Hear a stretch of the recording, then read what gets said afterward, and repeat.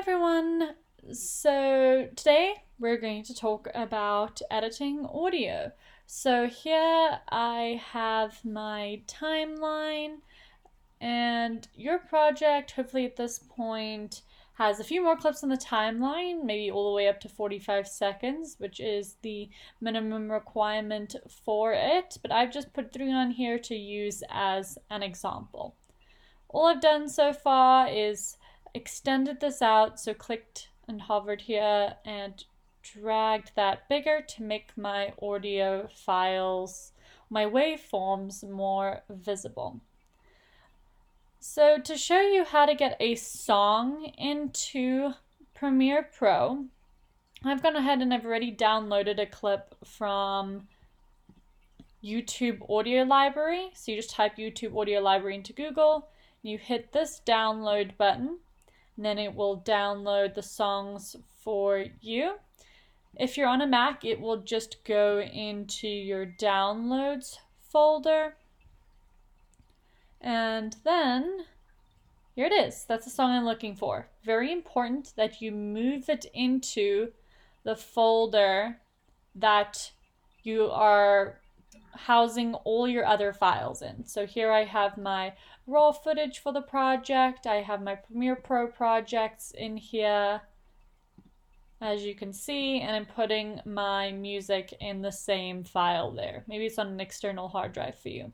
Then from that external file, not the downloads folder, I'm going to drag and drop that onto the timeline, and then it behaves just like a regular clip, except there is no video, just an audio file. So if I drag and drop that on my timeline, this is what it looks like. You want to make sure you're putting it on a new layer, because if I drag and drop it onto here, it will overwrite my natural sound. And as you've just read about, natural sound is very important. Also, you just read about dominant audio, and the dominant audio for this project is the music. So what we're going to do to work with our dominant audio is we're going to hit the solo button. And I'm quickly going to activate my mouse effect so you can see where I am hovering. So this S on the track that we want to work with for our dominant audio. So there's our song. I'm hitting S, and that means when I hit my spacebar, only that is playing.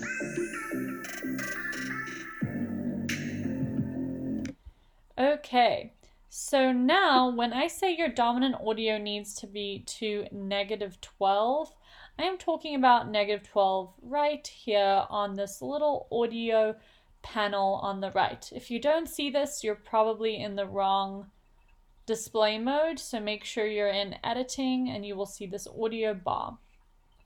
So right now when I play, my song is actually pushing 0. I need to be a lot lower down here at -12, and so I'm going to zoom in a little bit more so I can get a better look at this. I'm actually going to make my timeline even bigger so I have more to work with, and I'm going to drag this guy down. So there's a line, so I'm going to quickly hit undo. So there's a line right between your right and left channels, and you can't really see it because it's right in the middle of them, but if you click and move it, it will appear. And this just moves the volume down, or the levels down. So now you'll see it's bouncing much slower. What I'm looking at is, you see where those leftover yellow lines are? I want those to be bouncing around -12. Hope you could hear me there. So those leftover yellow lines need to be -12, so that was a little low. I'm going to put it a little higher, and let's take a look.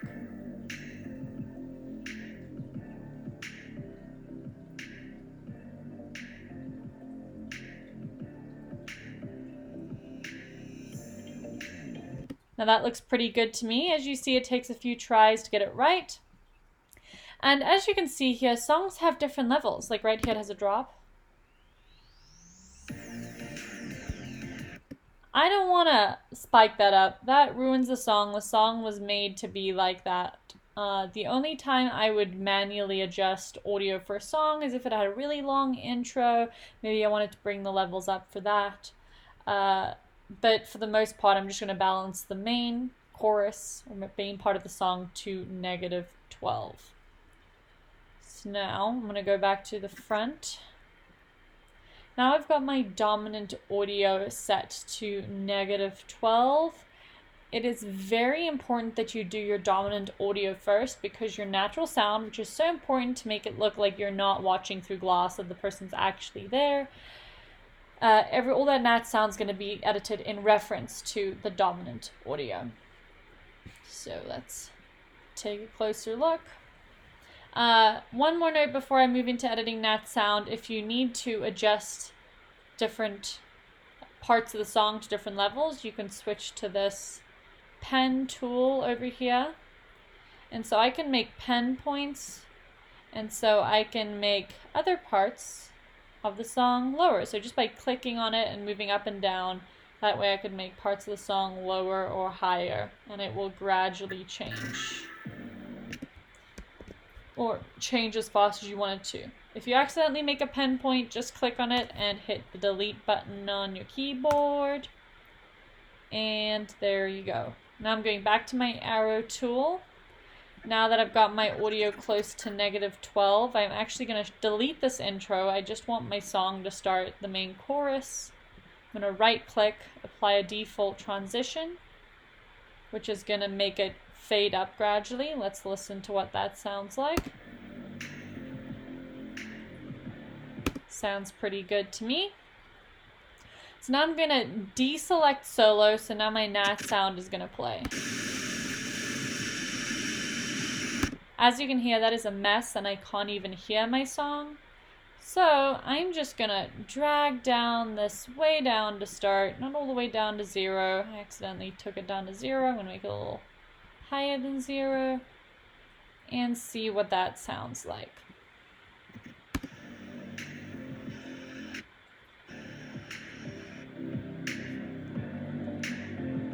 Let's listen to that again.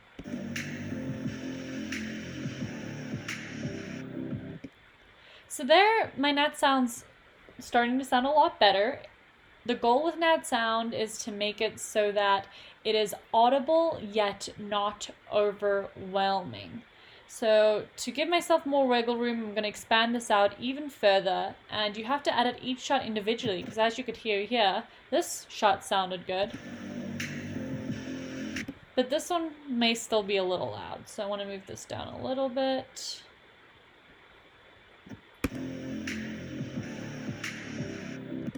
And that is audible but not overwhelming. And I can just move it up and down as I'm playing through.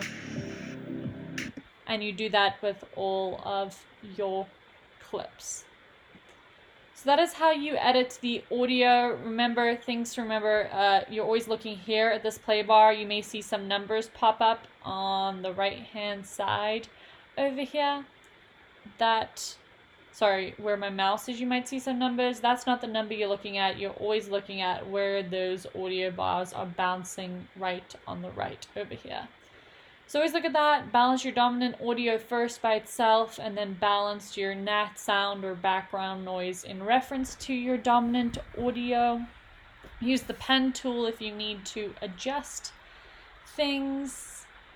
And a quick guideline, you could also solo your nat sound and edit that. And if you are really not sure, you haven't got your ear in for it, you don't know what's a good level to have nat sound, a good guideline is usually between -24 and -36 decibels. So when I had both my song and my nat sound playing, it sounded pretty good. And you can see that it's bouncing around -30, -33. So like I said, -24 to -36 is usually a good ballpark, but nobody can really see where that is once you've exported. I just look to make sure that you've exported your dominant audio to -12 dB, but that is just for people who really like to work with numbers. Somewhere in there is usually good. Again, I might even bring these up a little, but audible, but not overwhelming. Next, we'll talk about how to export videos in the next tutorial.